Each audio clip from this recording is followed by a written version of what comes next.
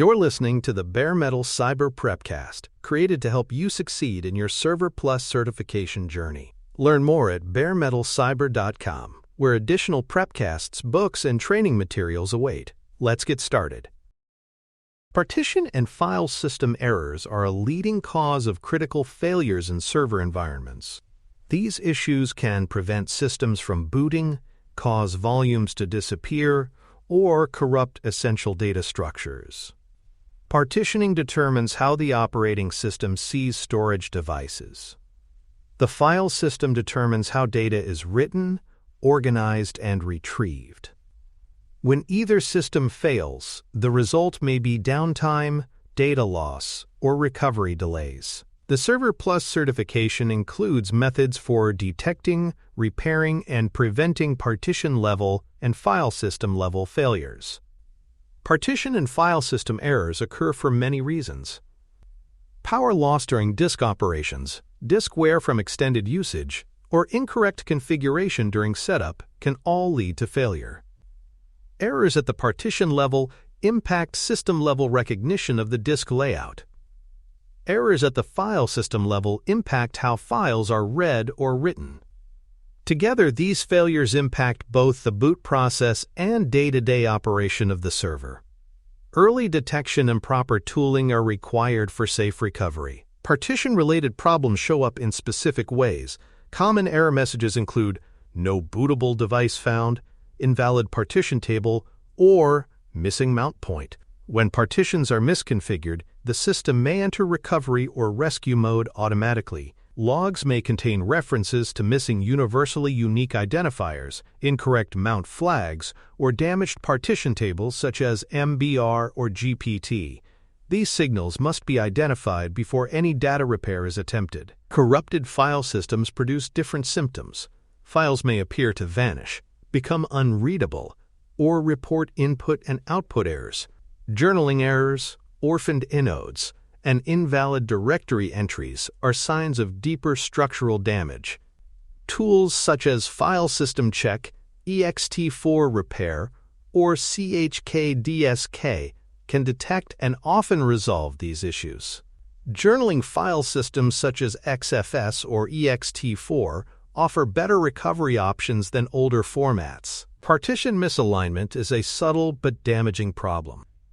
Misaligned partitions write across multiple disk blocks inefficiently, causing performance degradation and accelerated wear.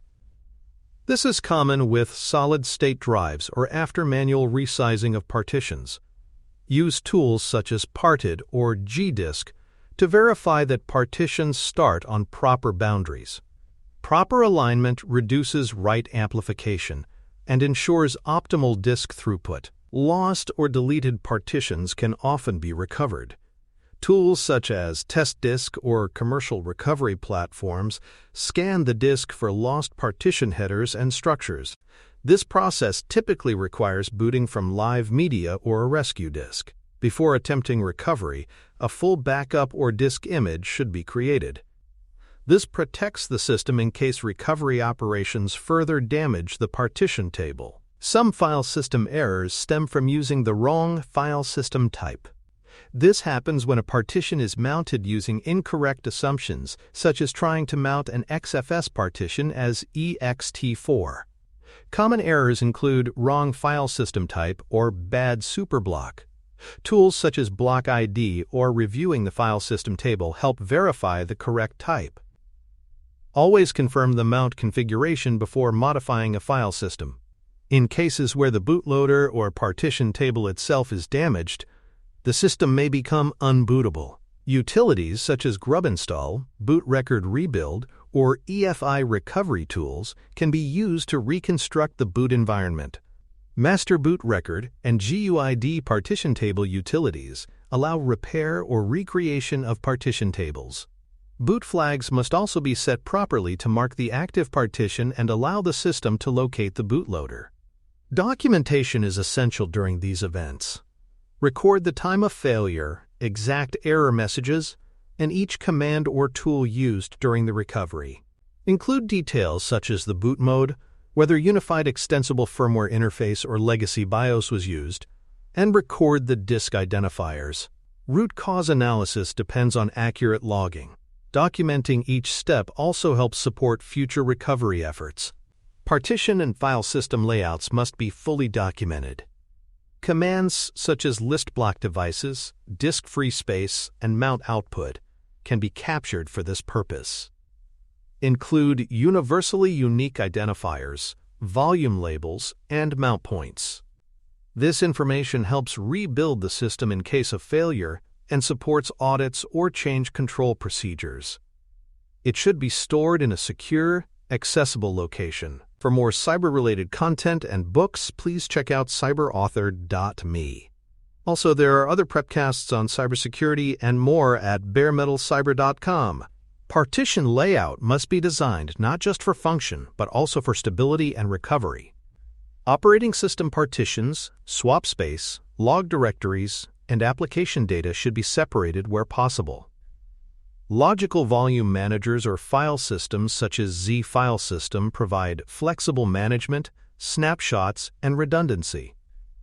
Partitioning schemes must align with the organization's backup strategy and disaster recovery requirements. Poorly planned layouts increase the difficulty of data recovery and restoration. Some operating systems will remount a file system in read-only mode after detecting corruption or severe errors. When this happens, services may fail and data access may become unreliable. Logs will indicate why the file system was remounted. Technicians should not force read and write access until the file system has been unmounted and properly checked. Attempting to bypass this protection can worsen the corruption or cause application-level failure. Disk input and output errors can lead to file system problems or be a symptom of underlying hardware failure. Repeated log entries such as buffer input and output error or read block failed suggest that the disk is having trouble reading or writing to a specific sector. These errors often occur alongside bad smart data. The storage device should be replaced before attempting deep file system repairs. Ignoring these signs risks full volume corruption. File system utilities must be kept current to match the file system formats and kernel versions in use. Tools such as ext4check or XFS repair may change behavior with newer versions. Some repair utilities introduce compatibility checks to prevent misuse. Always verify the version of the tool against the target volume. Running an older tool on a modern file system may cause unexpected damage or silently fail to correct key issues. Support teams must be trained in structured recovery workflows. This includes teaching how to triage the problem, document each finding, isolate the affected volumes, and initiate safe recovery.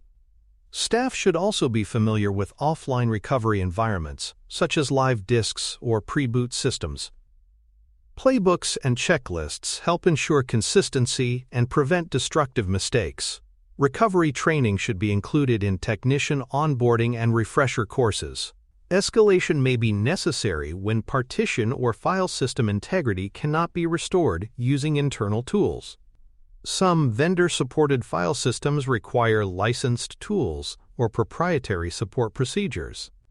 Technicians must provide complete logs, volume diagrams, disk labels, and system information when escalating. Do not attempt risky repair steps if data integrity or regulatory compliance is critical. Always involve the vendor if protected or regulated data is involved. Before performing any partition change, the affected storage must be backed up. Snapshots or full disk images should be created before resizing partitions, adjusting logical volumes, or moving mount points. Use tested and trusted backup targets. The status of the backup should be logged, and its timing should be aligned with the planned maintenance. Never assume a backup is available without testing its recovery process in advance. In conclusion, partition and file system errors undermine the most basic assumptions of server reliability. These errors may go unnoticed until they block a reboot or corrupt a volume. Preventative checks, disciplined recovery processes, and detailed documentation are required for safe handling. Always validate changes and backup systems before making structural modifications. The next episode focuses on software-related issues at the operating system level, including failed updates, service instability, and driver mismatches. Thanks for tuning in to the Bare Metal Cyber Prepcast, your trusted source for cybersecurity news and insights. Remember to subscribe at baremetalcyber.com so you never miss an update. And visit cyberauthor.me for best-selling cybersecurity books that equip you with expert knowledge. Until next time, stay secure and stay vigilant.